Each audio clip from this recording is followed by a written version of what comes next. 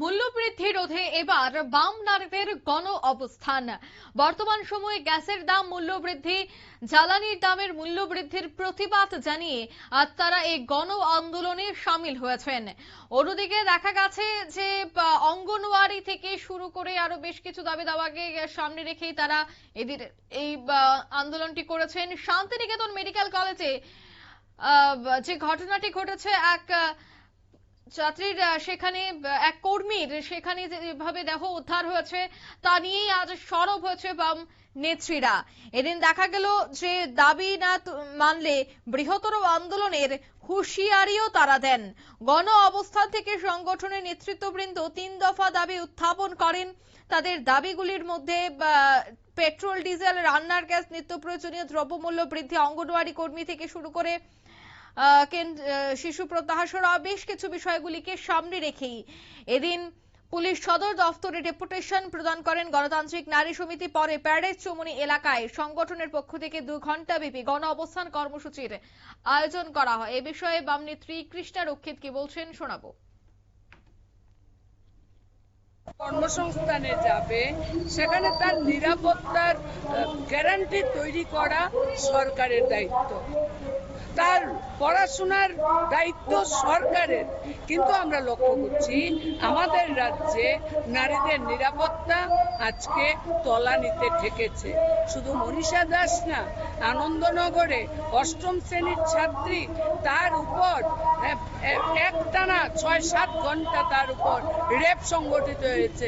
8ম শ্রেণীর ছাত্রী, শুধু 8ম শ্রেণীর ছাত্রী না, ওই উদয়পুরে দেখেছেন রাস্তা থেকে বাইকে তুলে নিয়ে গিয়ে সেখানে তার উপর ধর্ষণের ঘটনা সংঘটিত হয়েছে।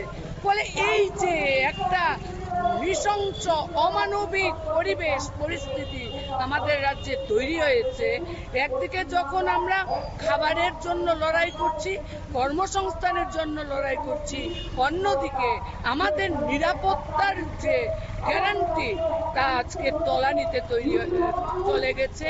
তার প্রতিবাদে সরকারের এই যে কুম্ভকর্ণের ঘুম, এই ঘুম ভাঙানোর জন্য রাস্তায় নামা ছাড়া আমাদের সামনে আর পথ খোলা নেই। তাই সরকারের কাছে আজকের এই গণঅবস্থান থেকে আমরা দাবি তুলতে চাই, মনীষা দাসের যে অস্বাভাবিক রহস্যজনক মৃত্যু, সেই মৃত্যুকে কেন্দ্র করে রাজ্য সরকার ডিএমকে কেন্দ্র করে একটি টিম তৈরি করেছে। ডিএম তো এই কাজের সাথে কি করবে? আমাদের ডিমান্ড হলো যিনি একদম স্ট্যান্ডিং যিনি জাজ আছেন, সেই জাজকে দিয়ে একটা টিম করে নিরপেক্ষ, সেখানে ইম্পার্শিয়াল যে তদন্ত, সেই তদন্ত সেখানে করা হোক। এবং এখন পর্যন্ত শান্তিনিকেতনের মেডিকেল কলেজ থেকে কোনো টিম গিয়ে এই মৃতার বাড়ির সাথে সেখানে যোগাযোগ করেনি। আমরা ডিমান্ড করছি সেখানে যোগাযোগ করে এই পরিবারটার পাশে মেডিকেল কলেজ দাঁড়াক এবং রাজ্য সরকার সেখানে দাঁড়াক।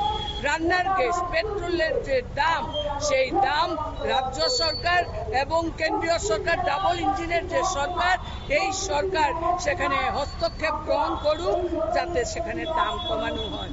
আমরা সারা রাজ্য আপনারা শুনলেন, অর্থাৎ তিনি কিন্তু জানাচ্ছেন যে একদিকে যখন শান্তিনিকেতনের ঘটনা ঘটেছে এখনো পর্যন্ত সুষ্ঠু তদন্ত করা হয়নি, এছাড়া বর্তমান সময়ে যেভাবে জ্বালানির মূল্য বৃদ্ধি হচ্ছে তাতে বর্তমানে যারা মধ্যবিত্ত রয়েছেন বা যারা গ্রাহক রয়েছেন তারা কিন্তু নিত্য সমস্যায় ভুগছেন। তাই এই বিষয়গুলি সম্পর্কে যেন সরকার বিশেষ গুরুত্ব দেয়, তার উপরই জোর দিয়েই কিন্তু এই দিনের এই গণ অবস্থানের আয়োজন করা হয়েছে বলেই জানালেন বাম নেত্রী।